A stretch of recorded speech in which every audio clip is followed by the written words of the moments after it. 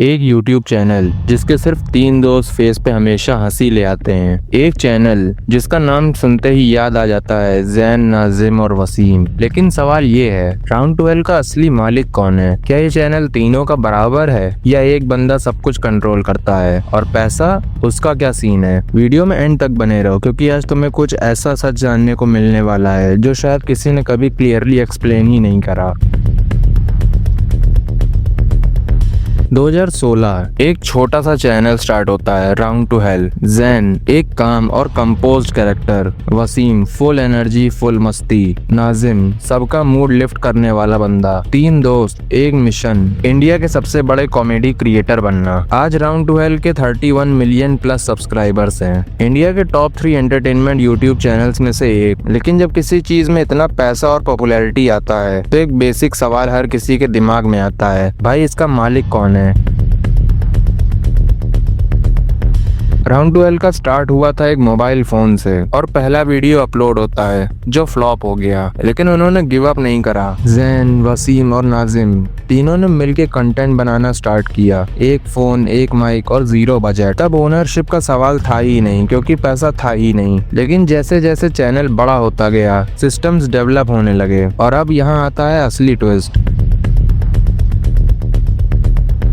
YouTube पे face बनाना easy है, लेकिन चैनल को संभालना, प्लान करना, ब्रांड डील्स लेना, रेवेन्यू देखना, ये सब काम कौन करता है? तो अगर तुम नोटिस करो, जैन मोस्टली हर वीडियो में डायरेक्टर टाइप रोल प्ले करता है। वसीम और नाजिम का फोकस ज्यादा होता है एक्टिंग और मस्ती पे, और जैन सफी ही है जो हर इंटरव्यू में सबसे ज्यादा मैच्योर और डिटेल में बात करता है राउंड 12 के प्लान्स के बारे में। तो क्या जैन ही है असली mastermind? Answer probably yes. Jain का रोल बिहाइंड द सीन ज्यादा स्ट्रॉन्ग है। एडिटिंग, स्क्रिप्टिंग और प्लानिंग उसकी इन्वॉल्वमेंट हाई होती है। लेकिन इसका मतलब ये नहीं कि वसीम और नाजिम का कंट्रीब्यूशन कम है। ओनरशिप का मतलब होता है इक्विटी प्लस कंट्रोल। और अब बात करते हैं इक्विटी की।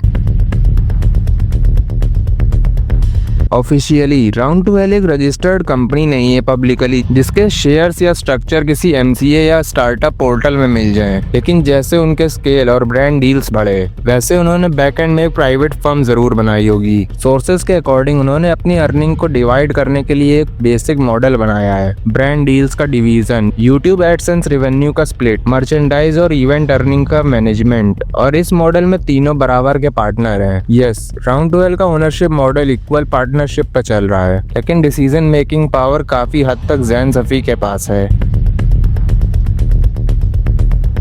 ये रहा सबसे बड़ा सवाल, पैसा किसके अकाउंट में आता है? ये तीनों के नाम में जॉइंट बिजनेस अकाउंट होते हैं जिसमें अर्निंग्स डिवाइड होती हैं एज पर इंटरनल रेशियो। लेकिन जो बंदा बात करता है ब्रांड से, जो हैंडल करता है कोलैबोरेशन मेल्स, जो कंट्रोल करता है एडिटिंग का टाइमलाइन, वो बंदा ही इनडायरेक्टली पैसा मैनेज करता है। और इस केस में Jain Safi again appears to be the lead. और ये कोई दुश्मनी नहीं है, ये एक बिजनेस मॉडल है। हर ग्रुप में एक बंदा लीड करता ही है और जैन सफी वो लीडर है।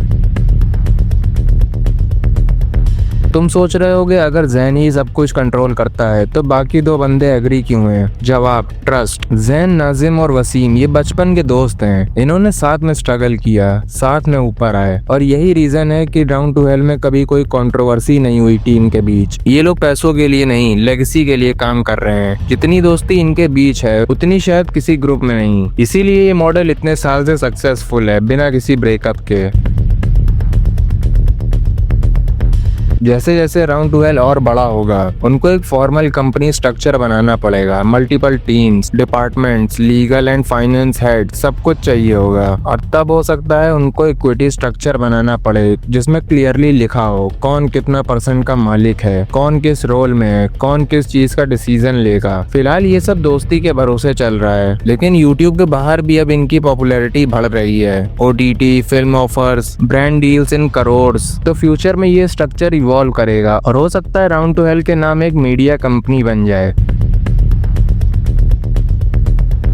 अगर तुम भी एक ग्रुप बना के यूट्यूब स्टार्ट करना चाहते हो तो राउंड 12 से एक चीज जरूर सीखनी चाहिए। दोस्ती में क्लैरिटी जरूर होती है। स्टार्ट में सब कुछ इक्वल रखो, लेकिन जैसे जैसे ग्रोथ आए एक बंदा लीड करे, दूसरे उसके रोल को रिस्पेक्ट करें, और सबसे इम्पोर्टेंट पैसा का ट्रांसपेरेंट हिसाब रखो। ये तीनों कभी एक दूसरे पे शक नहीं करते, इसलिए आज भी साथ हैं। और तभी राउंड 12 है इंडिया का सबसे clean, controversy free, loyal YouTube creators में से एक।